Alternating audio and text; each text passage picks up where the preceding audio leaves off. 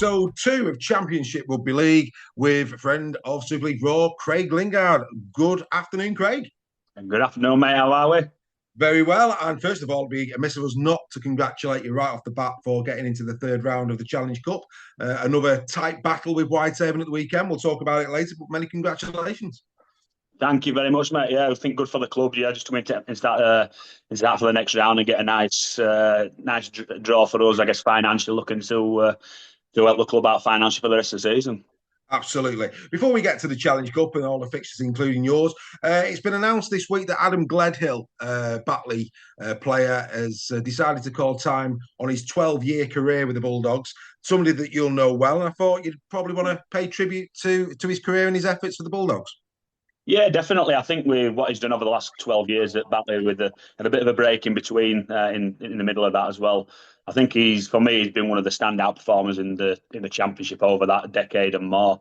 The position that he played as a prop forward, is one of them that you could ask him to go out there and do 15 minutes and give you a real good impact, or you could ask him to stay out there for 80 minutes and he'd do exactly that as well.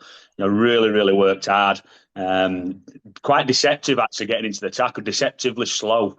He had a bit of a slow and go, a very very strange sidestep where he could change direction within the tackle and generate some second phase and some go forward and offloads as well. And just the engine that he had and the dedication that he had and the attitude that he showed to play. Certainly when I was at Batley as Batley coach, he were a standout performer for me, one of the first names on the team sheet and one that you could rely on 100%. And I was just fortunate when I took over at Batley with that period of time when they were away from the club, he decided to come back, and we had three and a half real good years together. It's very rare, isn't it, that a player, especially in this day and age in professional rugby league, that a player stays at one club throughout his career. I mean, there's something to be said for that, isn't there? Yeah, definitely. I think it's the atmosphere that's created up at Batley. Obviously, I did exactly the same myself as a player. Spent 10 years there, and then 7 years there as assistant coach and head coach as well. It's that sort of atmosphere, that family-orientated club that people just enjoy going there and being about, and it's more than just the game of rugby for the family. They can go up there on a game day. Families are looked after. The kids have got free reign of the ground as well, so it's a bit of a day out for the kids. And I think that's when you're playing part-time rugby, you're not being paid a massive amount of money. There's not a great deal of financial reward for you. It's got to be right for the family. And I think certainly at Batley that's something that get 100% right. Yeah, well, we wish him very well in his retirement, and I know that you'll probably keep in touch, but that's a wonderful tribute. Many congratulations to Adam. Right, let's talk Challenge Cup. Round 2, of course, has been and gone. Batley winning 32 points to 10 over 100. There was a lot of blowouts, though, Paul, and Craig. I've been doing too many interviews today. Craig, there's been so many blowouts this weekend, and there's a lot of commentary on this. Midland Hurricanes 110 over the Fighting Irish.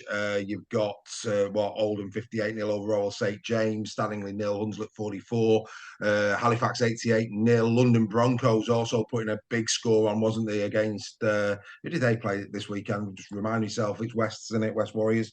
They were 86-0.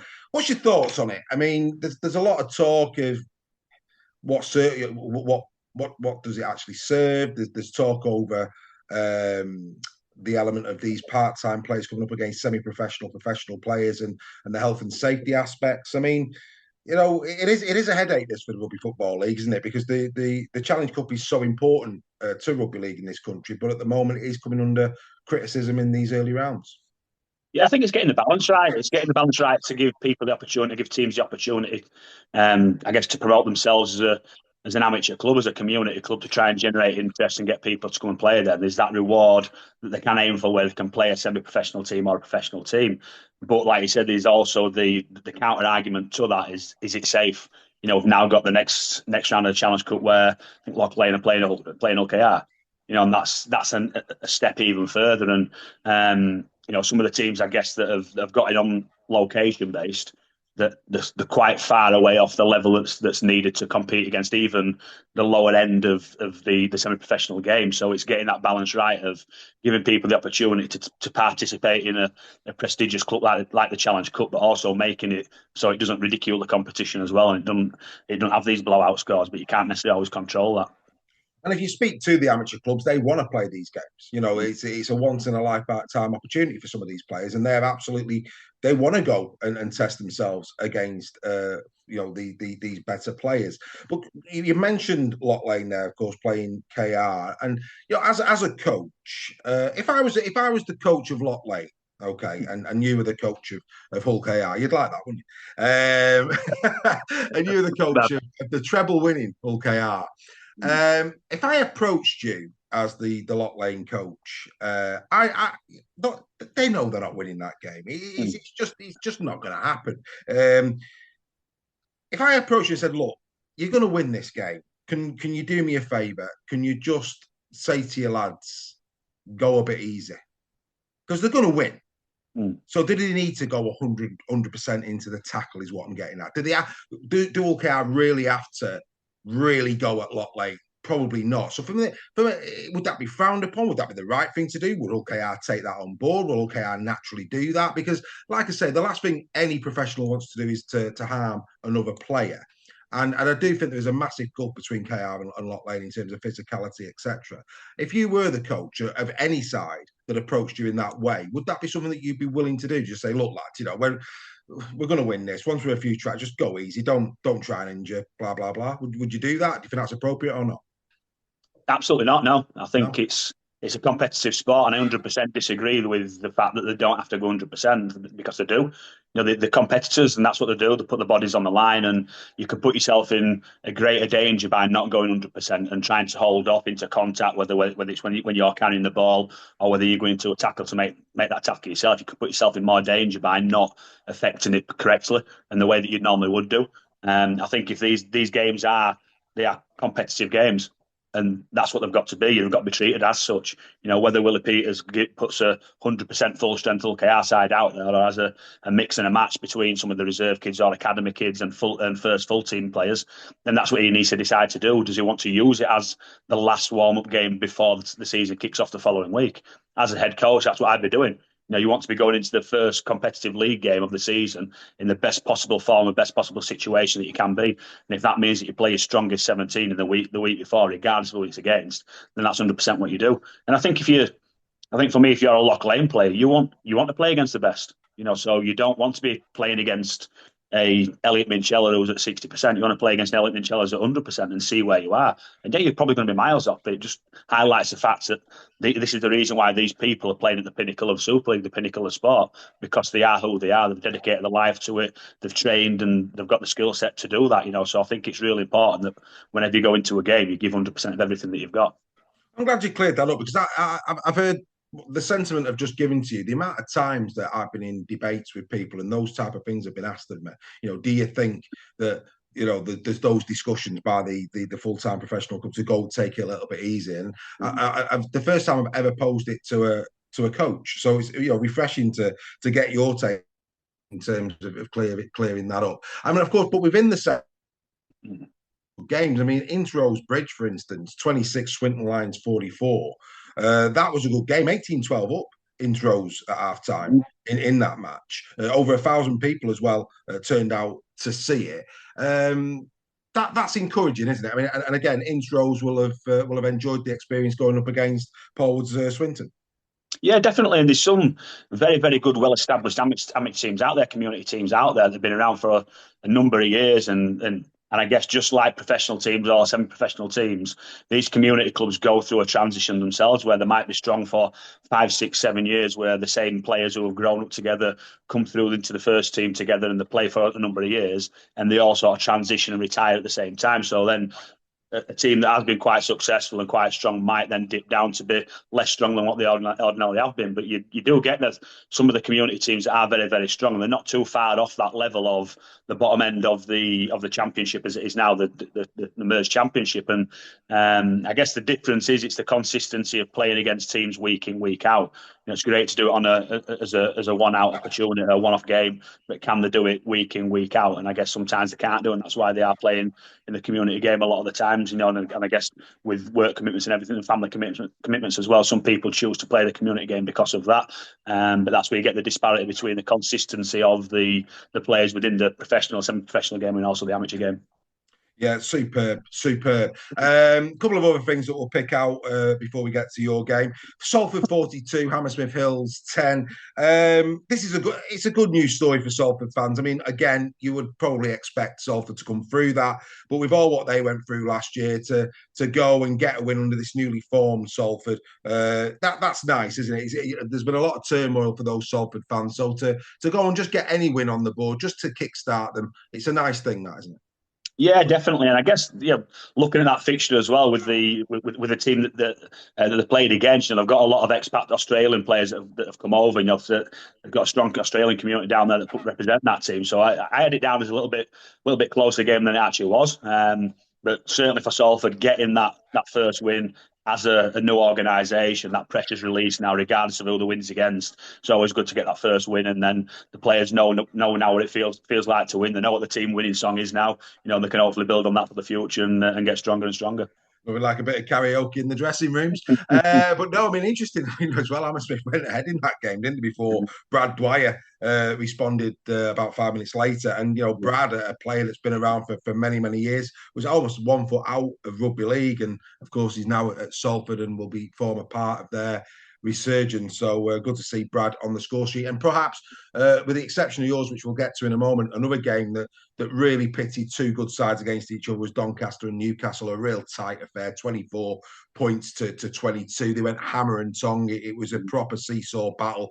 And that is the beauty of Cup Rugby League. That really was a fixture this weekend that delivered without question for the Challenge Cup.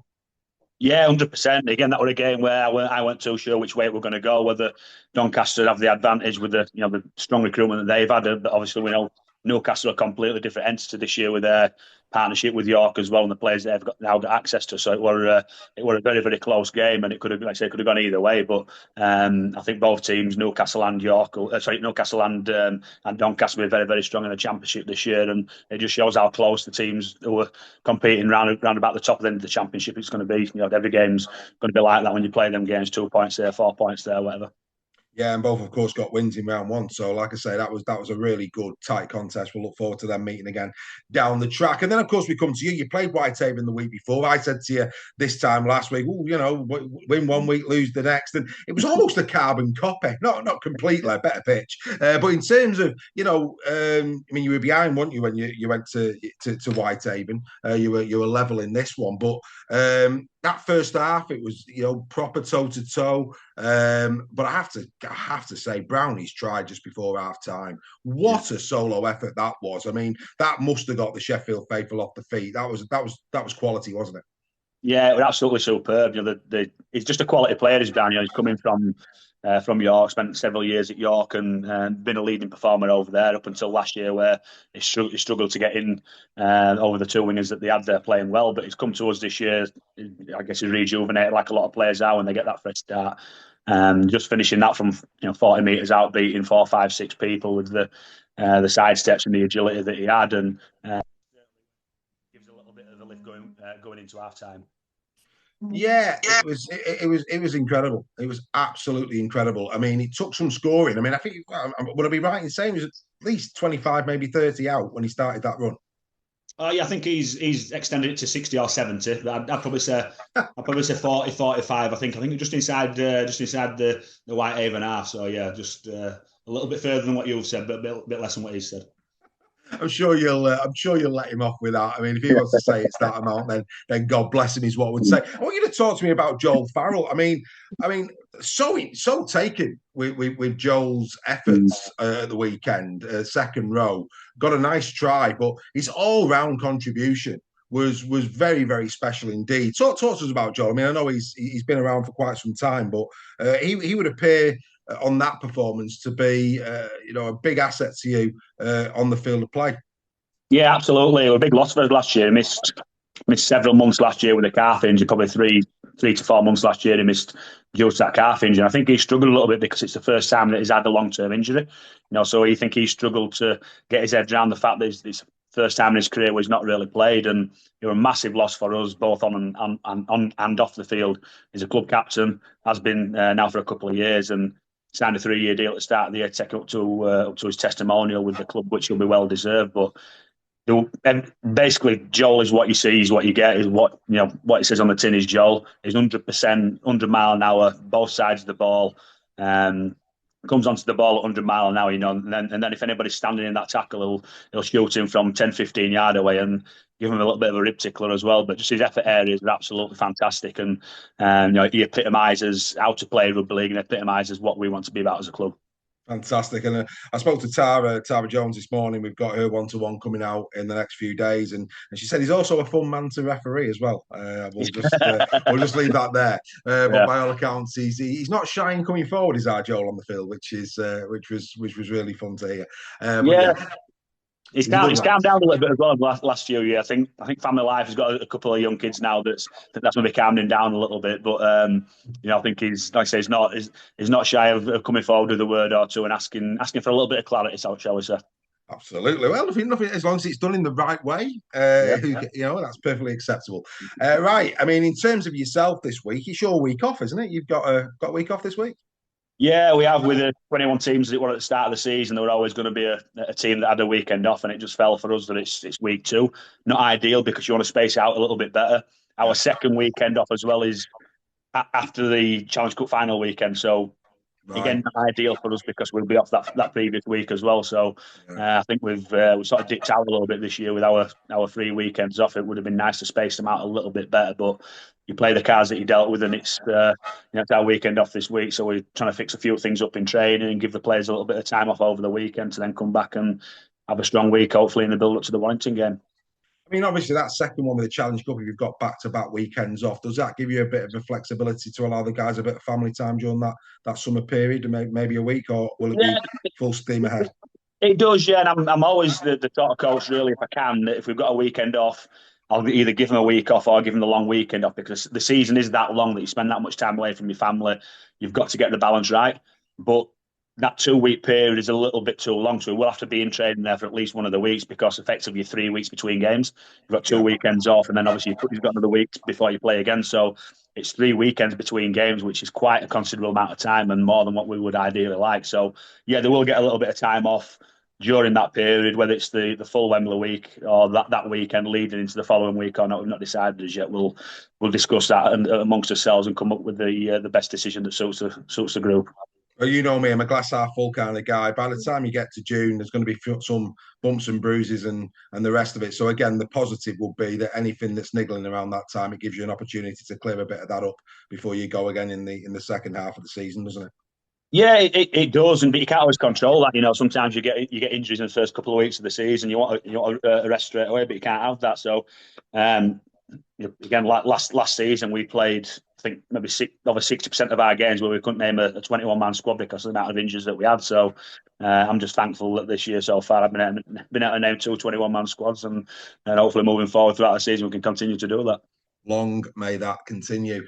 Right, let's get into round 2. Of course, you're going to be a spectator this week. An opportunity maybe to pick up the odd stream, because a few of these games we would expect to be streamed online. We will post on our socials any information we've got in terms of what's being streamed.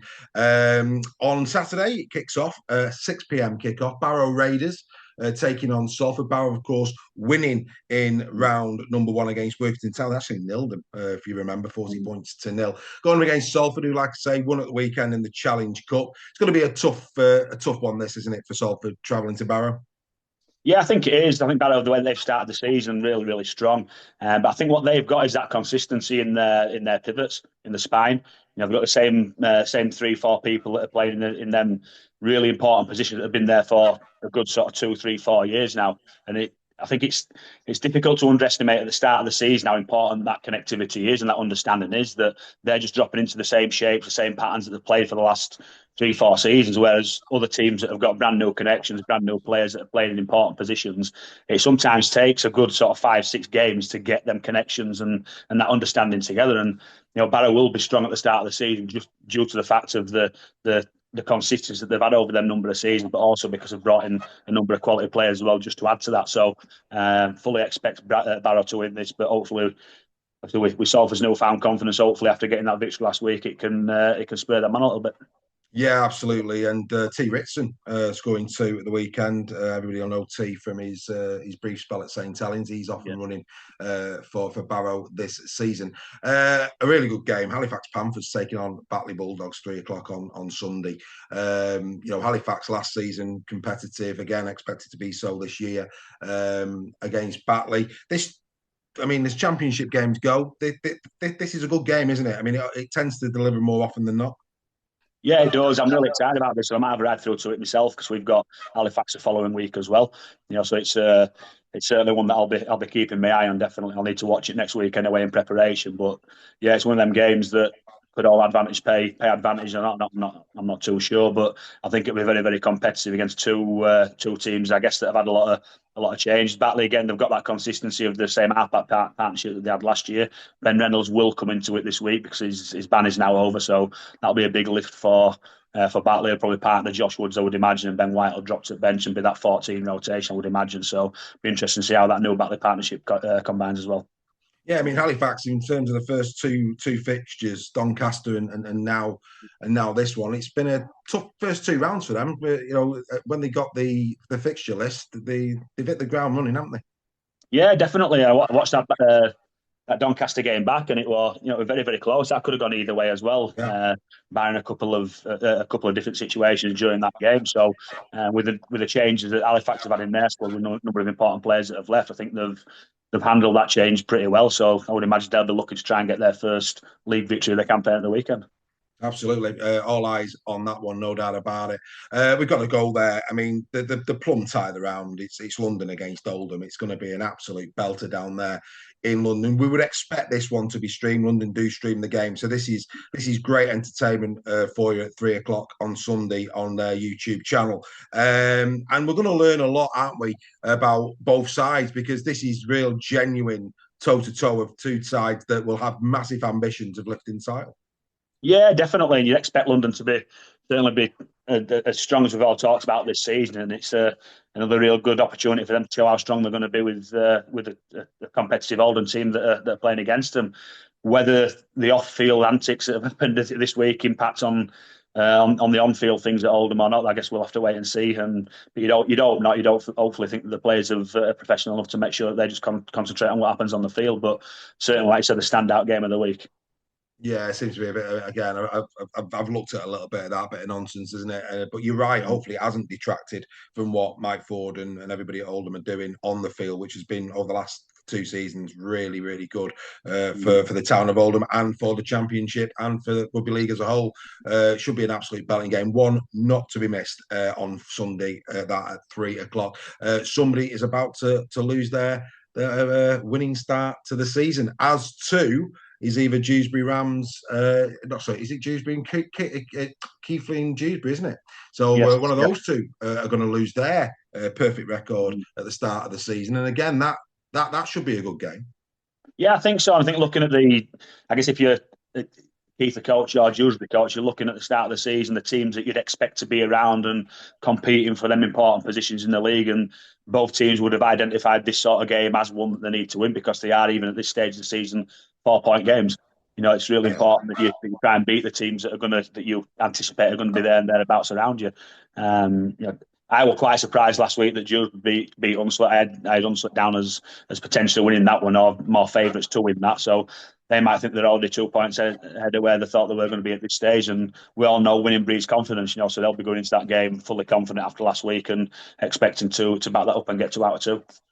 Another intriguing one, Swinton Lions going up against Gould Vikings. Ollie Morgan scored again at the weekend. Just saying, Craig. Scored again, did our Ollie at the weekend. But yeah, going up against Swinton, they'll be going up against some players that he's played alongside as well at Warrington.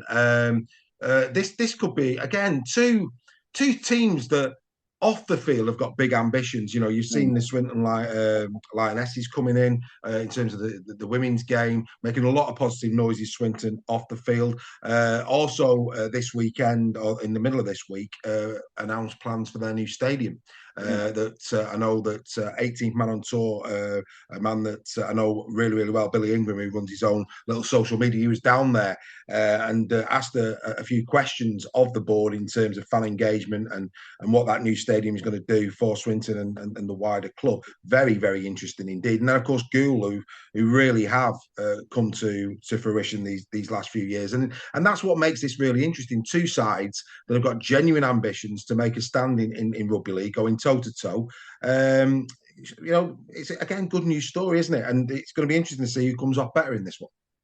Yeah, definitely. I'm really liking what Swinton are doing at the minute. I think they've realised a few years back, once they got relegated from the Championship, they'd have to maybe rip the script up and start again, and that's what they've done. They're playing the long game. And it's sometimes not what the fans want to see. They want sometimes a quick fix and they want a winning team out there on the field week in, week out. But sometimes you've got to be realistic about what you've got and what your realistic ambitions are. And I think what they've done is they've recruited a lot of local players, a lot of younger players that have dropped out of the Super League game and trying to redevelop them, but then looking at the club as a whole and working to develop it with the new ground, the ladies team as well. So I like what they're doing for the long-term future of rugby in Swinton. I think that's the right way to do it, rather than trying to find somebody with a lot of money and chucking it in there. You've got to develop them foundations so the club can remain and be there for a number of years like it already has been. But flip side to that, you've got Gladill, a brand new team as well, doing all the right things as well. And I think it's going to be a really exciting game against two teams that, again, I guess looking at the end of the season,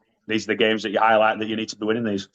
Yeah, and Swinton's been around for a while. I think if Gould coming to town, I think as an away, as an opposing fan, it's intriguing to just see the development of Gould, and it's going to be very interesting. That I'm looking forward to seeing what happens at the weekend. Winnis Vikings will take on North Wales Crusaders.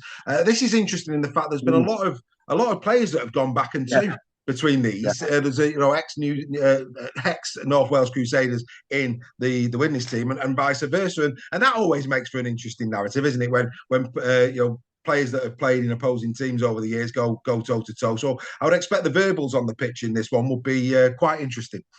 Yeah, I would imagine so. It's a little bit like the movement that happens up in Cumbria between Whitehaven and Workington, the sort of flip between two teams, and it seems to be now that they're quite local to each other. That's what the new avenue is from Widnes to North Wales and vice versa. And North Wales had a real good win last week. I think they scored 100 points, didn't they, in their cup game, and looking forward to a real exciting close game. I think it's going to be as well. North Wales, a real good season last year, and look like they're kicking on again this year.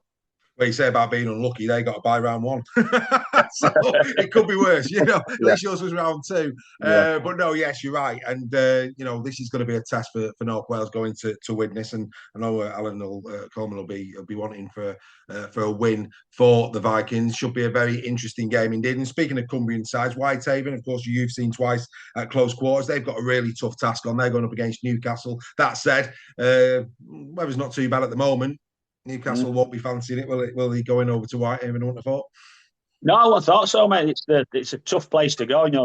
I've been really impressed with Whitehaven over the last couple of weeks, playing on two different surfaces. And I think, again, going back to what we talked about Swinton, I think Whitehaven have done exactly the right thing as well. The way that they're looking at more local-based players. And I said last week that some of the players might not be the most experienced and might not be the most well-known names on the team sheet, but what they have got is they've got that dedication, that commitment, that will to want to play for each other. And I think once you've got that, then you can build around everything else. You can build the skill level, you can build the connections. But unless you've got that determination, that work rate and that work ethic, then it's going to be difficult to build anything on a real sort of weak foundation. But really impressed how they've played over the last couple of weeks, Whitehaven. And Anthony Murray up there, I've known him for a long time, Buzzard. He's got them working really hard together for each other. So I think they'll give a good account of themselves. Yeah, you've got your two wins over him, but your post-match interview on the BBC where you said you felt comfortable. At no point did you feel as if you're in danger of not going through in the Challenge Cup. But that said, they were two very competitive games. So I agree with you. I think Whitehaven have certainly, they're not going to go away, are they? They're not going to die wondering, are they? They're going to give it a proper go, which is to their credit. Yeah, of course it is, and I didn't want to seem arrogant when I said that about. I didn't feel as if we were going to lose the game, because I didn't. I thought defend, and based on the fact that I thought our defence were that strong, and we defended our goal line pretty well. We've conceded 2 tries in 2 weeks, one from a kick and one from a scrum play, and outside of that, we've been pretty strong. So I guess my confidence on throughout that game were backed on the strength of our defence, not necessarily the strength of our attack. I thought we made a lot of unforced errors and silly errors during that game where we need to get better at. But certainly, like I said, Whitehaven, their determination, their work ethic, they'll stay for the full 80 minutes. They don't go away.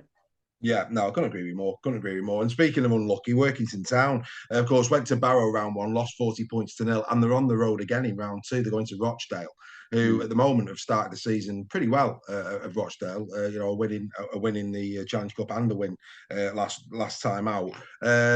It's fair to say Workington will have the hands full, won't they? Yeah, definitely. But again, not want it to sound like a broken record.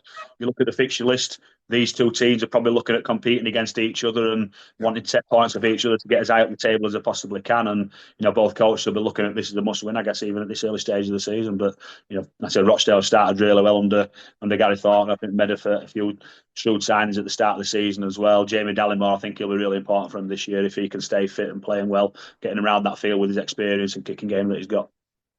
Yeah, and Rochdale got a tough fixture in the cup as well. But we'll discuss that next week. And then the last game, if I'm right, I think we've been through them all. Midland Hurricanes taking on Doncaster. Doncaster won, of course, round one. Midland didn't. Our friend, of course, Earl Crabtree at Midland Hurricanes. I'm going to go. I think it's a Doncaster winner. But you might tell me wrong. I'd be backing Doncaster. What's your thoughts? Yeah, I think the smart money's on Doncaster, but it's a local derby now, isn't it? Doncaster versus Midlands, and Midlands have recruited a lot of players, newer players coming in there, so they'll still be learning about each other. Again, new halfback combinations there. Tyler Dickinson will be really important for them this year, I think, with his go forward, his experience as well. So they'll be looking to him to lead, but you'd certainly have it down. I think the bookies will probably have Doncaster down as the favourites, and rightly so, with how they've started the season, beating Halifax and beating Newcastle in the cup. So they're the form team at this moment in time. So you'd maybe tip them more than you would do Midlands. Fantastic stuff. Round two, lovely stuff. And before we go, I just want to ask you, a question in terms of the league. I always say, and I don't know if you'd agree with this, I always say that you start to get an understanding between rounds 5 and 8. I think, once you get to round 5, you get a feel. By the time you get to round 8, I think that's where you start to see who are the contenders. They're there at that point in terms of what you're seeing on the field and the league position. Would you share that sentiment that it's around that time that you do get that feel of where you're at, but also who the leaders are going to be? Yeah, I'd maybe say a little bit early. I'd say round weeks 4 to 5. I think as a coach, I've always thought around weeks 4 to 5, you sort of understand where you are as a team. You should be building your connections around about that fifth week, and you should be getting your understandings there. So I think as a coach, you've got a bit of an idea of what the season is going to look like in respect of the way that your team is progressing at that point. I think you've got a good idea of what your strongest 17 is at that point as well. And some of the players who are in and about that 17, or maybe just a little bit further out and not played as yet, they're starting to get itchy feet and wanting to play and wanting to go out on loan or wanting to go to another club. So round about that 5-week mark is really pivotal for me as a coach, because you might get some people a little bit more unhappy, and that happens at every other club as well. So I think there's a picture being painted by the 5th week that these are the teams that are playing well. These are the teams that have started well. These are the teams that will be struggling a little bit. And obviously, there's different things that can impact on that with people, player availability, injuries, and suspensions and whatnot. But I think generally by week 5, you've got a good idea of where you are as a group. Not a million miles off then. I've always said it's in between there. So you're lowballing, you're going week 5, but we're not going to fall out over that. But no, it's fascinating, and like I say, with each passing week, we're gonna get some great narrative in terms of where these teams are going to be. So enjoy your weekend off. I'm sure you're going to go and take in a game. Maybe you go to that Halifax game and enjoy doing a proper bit of scouting on your next opposition, mate. And as always, an absolute pleasure to spend some time with you. And we'll look forward to doing it all again next week, Craig. Thanks very much as always for your company, mate. My pleasure, mate. I've enjoyed it. All the best. Bye for now. Cheers,